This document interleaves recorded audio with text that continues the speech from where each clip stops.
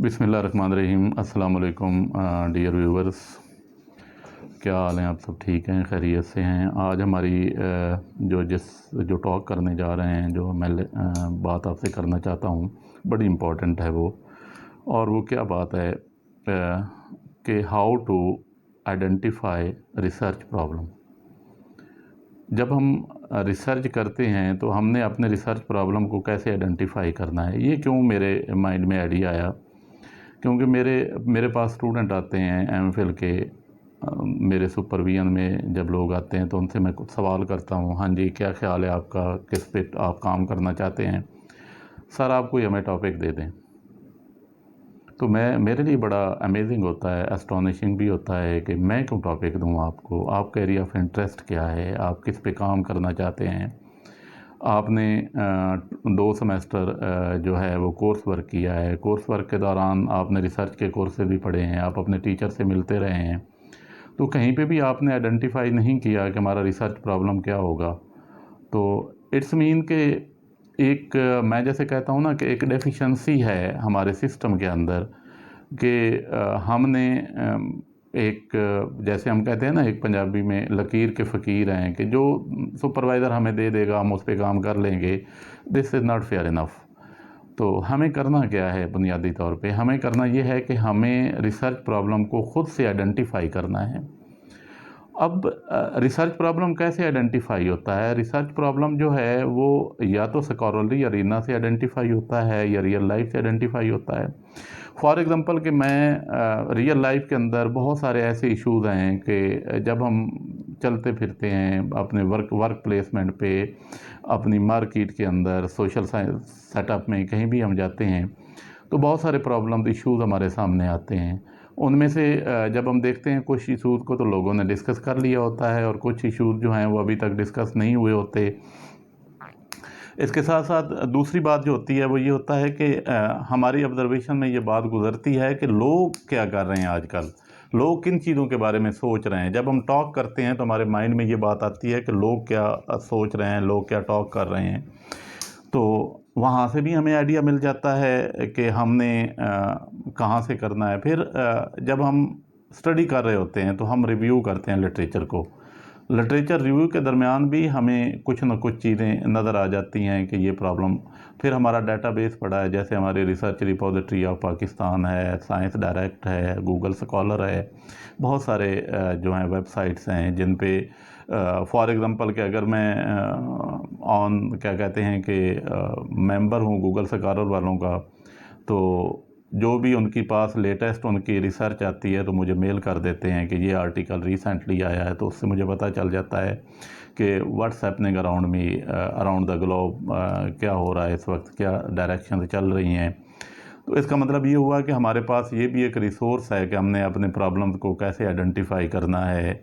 उसमें जो अगली बात होती है वो ये होती है कि जो डाटा हमारे पास डेटाबेस में पड़ा हुआ है, तो वहाँ पे हम जो डाटा को देखते हैं तो वहाँ पे रिसर्चर के लिए कुछ रिकमेंडेशंस होती हैं फॉर फर्दर रिसर्चेस। तो उन रिकमेंडेशन को हम पढ़ें। वो बुनियादी तौर पे किस बात पे होती हैं? वो बात पे होती हैं कि जो रिसर्च हुई है इसमें कौन सी ऐसी चीज़ें हैं जो रिसर्चर जिसने रिसर्च की थी वो ये चाहता है कि फ्यूचर में ये चीज़ें हों, तो इस फिनोमिना के अंदर मज़ीद जो है वो बेहतरी आ सकती है। तो ये भी एक चीज़ हमारे पास सोर्स आ जाता है कि हमने अपने प्रॉब्लम को कैसे आइडेंटिफाई करना होता है, ये कैसे काम करना है। और उसके बाद आगे क्या होता है कि इस वक्त हमारी सोसाइटी को किन चीज़ों की ज़रूरत है, हमारे पोटेंशियल प्रॉब्लम्स क्या हैं। फॉर एग्ज़ाम्पल के सॉरी, हमारे पोटेंशियल प्रॉब्लम क्या हैं, हम किन चीज़ों पे काम करना चाहते हैं। फॉर एग्ज़ाम्पल मैथमेटिक्स इंजीनियरिंग में हमारी कौन सी डेफिशिएंसीज़ हैं। कल्चरल लिटरेसी का हमारे यहाँ आजकल ज़रूरत है हमें। जैसे हम ये बोलते हैं कि क्या कहते हैं कि हमारी सोसाइटी में रेडिकलाइजेशन हो चुकी है, पोलराइजेशन हो चुकी है, सोसाइटी हमारी डिवाइड हो चुकी है। तो सोशल साइंसेज़ के लिए तो बेशुमार ऑप्शंस, हमारे प्रॉब्लम्स हैं, हमारी सोशल इवल्स बहुत सारी हैं माशरे के अंदर। तो क्या हम रियल लाइफ सिचुएशन में उन पे काम करना चाहते हैं? तो ये वो सोर्सेज हैं जहाँ से हम अपने रिसर्च प्रॉब्लम को आइडेंटिफाई करते हैं और आगे लेके चलते हैं। अब जो सबसे अहम बात है कि जो रिसर्च प्रॉब्लम हम आइडेंटिफाई कर रहे हैं वो कितना सिग्निफिकेंट है, ये बड़ी इम्पोर्टेंट बात है। क्या उसकी हमारी फील्ड में पॉजिटिव इम्पैक्ट है? क्या जो बात हम करेंगे क्या उससे हमारी फील्ड के अंदर, फॉर एग्जांपल मैं एजुकेशन का बंदा हूँ, टीचर हूँ, स्टूडेंट हूँ एजुकेशन का, तो एजुकेशन में उस प्रॉब्लम की कोई पॉजिटिव इम्पैक्ट होगा, फिर उसकी प्रैक्टिकल यूज़ेबिलिटी क्या होगी? क्या वो प्रैक्टिस में वो चीज़ें आएँगी या वो यूज़ होंगी हमारे पास? तो फिर हमारी फील्ड के अंदर डायरेक्टली उसका क्या इम्पैक्ट होगा? और आखिरी बात कि जो हमारा नॉलेज गैप है, क्या वो मेरा प्रॉब्लम जिसको मैं आइडेंटिफ़ाई किया है, क्या उस प्रॉब्लम को सॉल्व करेगा? तो ये हमारी इम्पोर्टेंस या सिग्निफिकेंस होती है उस प्रॉब्लम की जिसको हम आइडेंटिफ़ाई करते हैं। और फिर टाइमली चीज़ें क्या हम कर रहे हैं, क्या उसकी हमारी करंट नीड्स क्या हैं, हमारी सोसाइटी की नीड्स क्या हैं, और क्या हमारे प्रेजेंट स्टेटस, जो हमारे इकोनॉमिक स्टेटस है, जो हमारा सोशल स्टेटस है हमारे मुल्क का, हमारी सोसाइटी का, एज ए रिसर्चर मेरा क्या इसके मुताबिक हैं ये चीज़ें। तो ये सारी चीज़ें जो हैं इनको भी देखा जाता है जब हम प्रॉब्लम को आइडेंटिफाई करते हैं। फिर अगली जो बात अहम है कि इसमें नॉवेल्टी क्या है, क्या ये टॉपिक एक नया, और टॉपिक को हमेशा नया और यूनिक होना चाहिए मेरी नज़र में, कि हमारे यहाँ जो है वो चीज़ें कैसे ओरिजिनेट होती हैं, एक नई चीज़ कैसे जन्म लेती है, क्या हमने कोई ऐसा यूनिक प्रॉब्लम दिया है कि वाकई लोग उसको पढ़ें और देखें कि इसमें क्या होता है, और फिर उसके बाद इससे नॉलेज कितना हासिल होगा हमें, और उस नॉलेज की एप्लीकेशन क्या होगी, ये बड़ी इम्पोर्टेंट बात है। और आखिर में बात है कि रेप्लिकेशन भी हम कर सकते हैं कि वर्ल्ड में कहीं पे काम हुआ है तो उसे हम अपनी सिचुएशन में अगर लाना चाहते हैं तो कर सकते हैं उसको भी। और डेफ़िनेटली उसके भी एक, जब हम न्यू पर्सपेक्टिव में, न्यू वर्किंग एनवायरनमेंट में, न्यू सोशल सेटअप में करेंगे तो उसके भी कुछ नए इम्पैक्ट होंगे। और फिर हमारा टॉपिक जो है वो स्पेसिफिक और क्लियर होना चाहिए कि हमारी डायरेक्शन क्या है, हम काम क्या करना चाहते हैं, क्योंकि जब हमारा वो जो आइडेंटिफाई किया हमने प्रॉब्लम, वो स्पेसिफिक नहीं होगा, क्लियर नहीं होगा, वेग होगा, तो हम उसके लिए मेथडोलॉजी को सजेस्ट नहीं कर सकेंगे। तो अच्छी मेथडोलॉजी को सजेस्ट करने के लिए हमारे टॉपिक को जो है वो स्पेसिफिक और क्लियर होना पड़ता है, वेग टॉपिक से हमें बचना चाहिए। और आखिरी और इम्पॉर्टेंट बात, क्या वो रिसर्चेबल है? रिसर्चेबल में दो बातें इम्पॉर्टेंट हैं, number one ability, number two feasibility.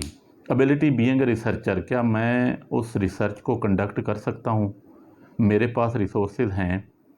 For example मेरे पास एक फ़ीमेल आती है, वो डोमेस्टिक और वर्किंग एनवायरनमेंट में ऑलरेडी फंसी हुई है, वो टीचर है, और मैं कहता हूँ कि वो राजनपुर से या सिंध से या किसी एरिया से जाके डाटा कलेक्ट करे। आजकल वैसे ऑनलाइन डाटा हो जाता है, लेकिन वो उसके लिए फ़ील्ड में जाके काम करना वहाँ पे मुश्किल है।